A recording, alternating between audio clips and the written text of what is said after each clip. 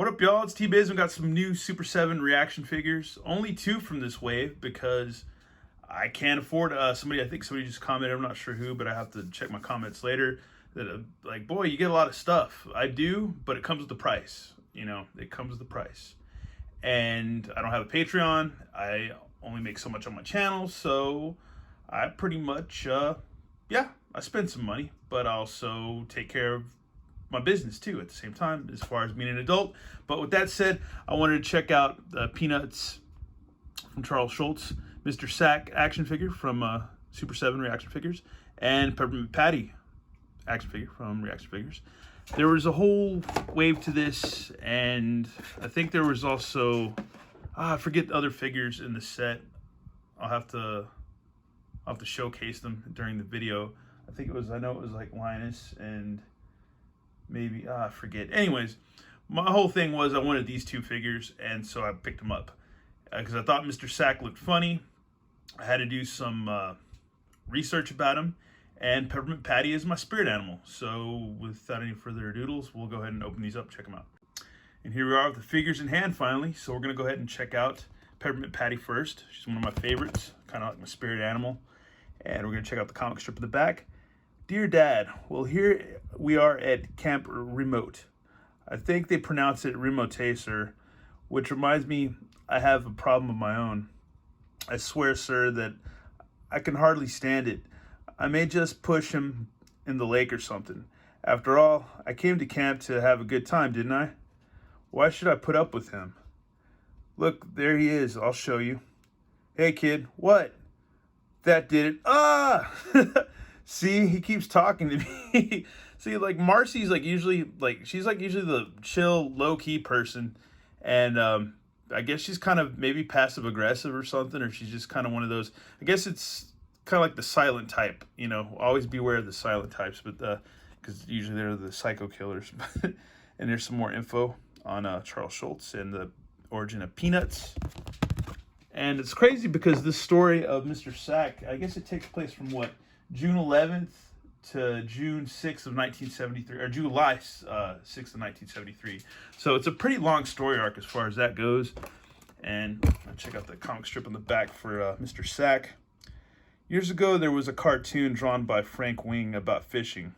The boy was helping his dad hoe the garden, and he said, "Gee, Pa, I'll bet the fish are biting good today." And his dad said, "Uh-huh. And if you stay where you're at, they won't bite you." That's very funny, Mr. Sack. I always liked that cartoon. You're fun to be with, Mr. Sack. Thank you. And it goes to show that Charlie Brown is usually the hapless kind of, just the guy that everybody kind of rags on in Peanuts and nobody really cares about. He's kind of like the emo kid, so to speak, for like, if you want to put it in modern early 2000 terms. And it's funny because he ends up going to camp, or actually he wakes up one day seeing the sun is a baseball, the rising sun is a baseball, and he kind of freaks out. He starts seeing like an ice cream cone is the baseball, the moon. He ends up developing a rash on his head that makes his head look like the back of a baseball, and he freaks out, goes to the doctor. Doctor recommends him going to camp. He goes to camp and basically becomes like the rock star of the camp. He ends up being nominated camp president. He ends up somehow, you know, solving all these different political problems at camp without even moving a finger, just about. And he becomes really popular, unlike how he is with Lucy and everybody else and his sister and most of his friends. And it's kind of funny because by the end of the comic, he's like he's one who wants to stare at the sun or check the sunrise and see that it's not a baseball. And what happens? It's funny because he sees the sun and it's Alfred E. Newman, which is pretty hilarious, and a nod to Mad Magazine, which I thought was cool. And yeah, it's a pretty interesting story. And I thought it was funny too because I reviewed another figure that went into the story arc of Spider-Man, the Baghead Spider-Man. So yeah, I thought that was kind of weird coincidence that we ran into 2 paper bag-headed characters or comic characters this week. But yeah, here he is with his fishing pole. He's got a paper sack over his head. They are articulated as usual. And yeah, they got peg or holes for pegs for stands. And I just thought it was funny because he could cosplay, I guess, as a superhero, Mr. Sack. And I don't know, I just thought it was funny because I always see a lot of myself in Charlie Brown too. And as much as I do Peppermint Patty, because she's kind of friendly, kind of annoying, kind of abrasive, you know, and I see a lot of myself in Peppermint Patty. But she comes with a cool like little lunch tray from camp. That was cool.